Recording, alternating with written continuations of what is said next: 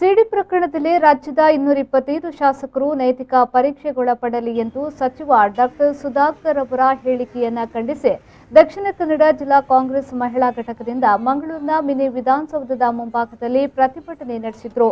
ಪ್ರತಿಭಟನೆಯನ್ನು ಉದ್ದೇಶಿಸಿ ಮಾತನಾಡಿದ ಕಾಂಗ್ರೆಸ್ ಮಹಿಳಾ ಘಟಕದ ಶಾಲೆಟ್ ಪಿಂಟು ಅವರು ಸದನದಲ್ಲಿ ರಾಜ್ಯದ ಸಮಸ್ಯೆಗಳನ್ನು ಚರ್ಚಿಸುವುದು ಬಿಟ್ಟು ವೈಯಕ್ತಿಕ ವಿಚಾರದ ಬಗ್ಗೆ ಚರ್ಚೆ ನಡೆಸುತ್ತಿರುವುದು ಖಂಡನೀಯ ಎಂದು ಹೇಳಿದರು.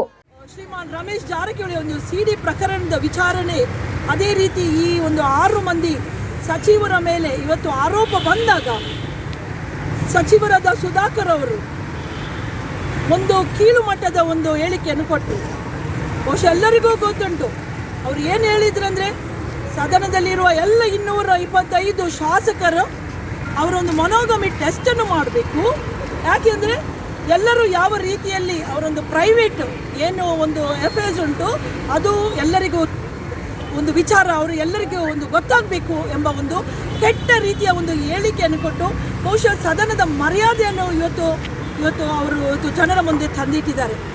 ಬಲೂನ್ ನಾಚಿಕೆ ಹೇಳ್ತಾರೆ.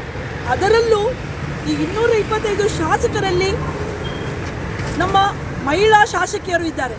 ಬಹುಶಃ ಎಲ್ಲ ಒಂದು ಪ್ರತಿಯೊಬ್ಬರ ಒಂದು ಆತ್ಮ ಗೌರವಕ್ಕೆ ಧಕ್ಕೆ ಕೊಡುವಂತಹ ಈ ಒಂದು ವಿಚಾರ. ಈ ಸಂದರ್ಭ ಪ್ರತಿಭಟನೆಯಲ್ಲಿ ಕಾಂಗ್ರೆಸ್ ಮಹಿಳಾ ಘಟಕದ ಪದಾಧಿಕಾರಿಗಳು ಹಾಜರಿದ್ದರು. ಶಾಸಕರನ್ನು ಅವಮಾನಿಸಿದ ಸಚಿವ ಸುಧಾಕರ್ ಅವರ ಹೇಳಿಕೆಗೆ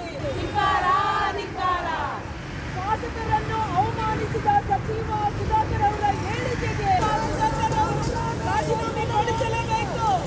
ಸಚಿವ ಸುಧಾಕರ್ ಅವರು ರಾಜೀನಾಮೆ ಕೊಡಿಸಲೇಬೇಕು.